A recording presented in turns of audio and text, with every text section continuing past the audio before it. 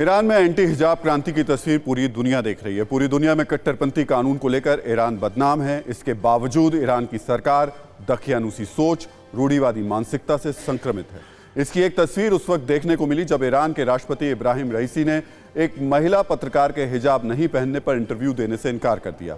दरअसल अमेरिकी महिला पत्रकार क्रिस्टियन अमानपोर के साथ इब्राहिम रईसी का गुरुवार को इंटरव्यू होना था, लेकिन इब्राहिम रईसी ने इंटरव्यू को रद्द कर दिया क्योंकि अमानपोर ने हिजाब पहनने की रईसी की शर्त को नहीं माना। इसके पीछे क्रिस्टियन अमानपोर की दलील ये थी कि वो न्यूयॉर्क में है जहां इस तरीके के नियम परंपरा लागू नहीं हो सकते।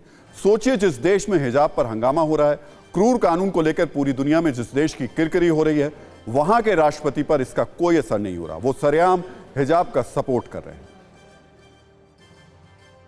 तो ईरान ऐसा देश है जहां हिजाब पहनने पर कोड़े मारने की सजा दी जाती है अगर नहीं पहने तो, जहां शरिया जैसा क्रूर कानून लागू होता है। कुछ ऐसे ही अजीबोगरीब कानून ईरान में हैं जो बताता है कि 21वीं सदी में भी ईरान के हुक्मरानों की सोच कितनी संकीर्ण है। आपको ईरान के कुछ अजीबोगरीब कानून के बारे में भी जानकारी दे देते हैं। ईरान में महिलाओं का गैर मर्दों से हाथ मिलाना अपराध है। पब्लिक प्लेस यानी सार्वजनिक जगह पर अगर महिला किसी पुरुष से हाथ मिलाती पाई जाती है तो उसकी गिरफ्तारी हो सकती है। ईरान में महिलाओं का टाइट कपड़े पहनना अपराध माना जाता है। इतना ही नहीं, ईरान में सिर्फ पुरुषों को तलाक लेने का अधिकार है। महिलाओं को हक नहीं दिया गया कि वो पुरुषों से तलाक मांग लें। पुरुषों की मर्जी के बगैर महिलाओं के काम करने पर पाबंदी है। महिलाएं स्टेडियम में जाकर पुरुषों का कोई भी खेल नहीं देख सकती हैं। ईरान में पिता अपनी गोद ली हुई बेटी से शादी कर सकता है।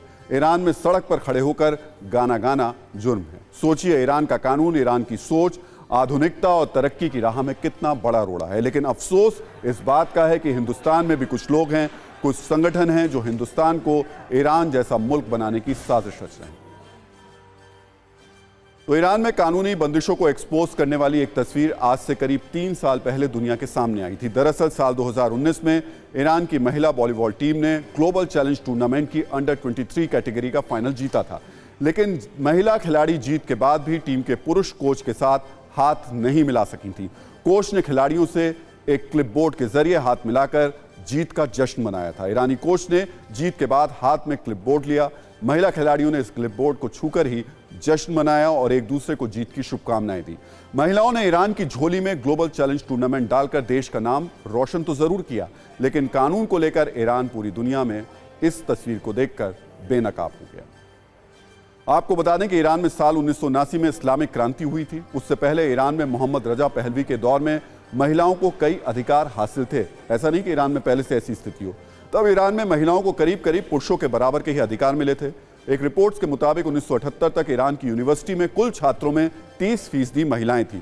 1979 से पहले ईरान में महिलाओं को स्विम सूट पहनकर बीच पर जाने की आज़ादी थी। हम तस्वीरों में आपको 1979 से पहले ईरान की महिलाओं की स्थिति दिखा रहे हैं। 1979 से पहले ईरान में महिलाओं को स्टेडियम में मैच देखने की भी आज़ादी थी, यानी ईरान में महिलाओं को पुरुषों के बराबर के ही अधिकार हासिल थे। लेकिन 1979 में ईरान में जो इस्लामिक क्रांति हुई, उसके बाद महिलाओं की स्थिति खराब होने लगी। महिलाओं पर इस्लामिक कानून लागू कर दिए गए। महिलाओं को पर्दे में रहने को कहा गया। साल 2005 में महिलाओं पर नज़र रखने के लिए गश्त-ए-इरशाद बनाया गया। रिपोर्ट्स के मुताबिक ये मोरालिटी पुलिस हर साल करीब 36 लाख महिलाओं को हिजाब नहीं पहनने जैसे गुनाह में गिरफ्तार करती है। 2019 में एक छोटी लड़की को लड़कों के साथ खेलने के आरोप में गिरफ्तार करने का मामला काफी विवादों में रहा था। ईरान में महिलाओं की स्थिति इसी से समझी जा सकती है कि ईरान नेशनल बॉक्सिंग टीम के पूर्व सदस्य और चैंपियन रेजा मुरादखानी को एक हिजाब विवाद के बाद गोली मार दी गई थी। अब ईरान की महिलाएं इसी अन्याय के खिलाफ सड़क पर उतर चुकी हैं।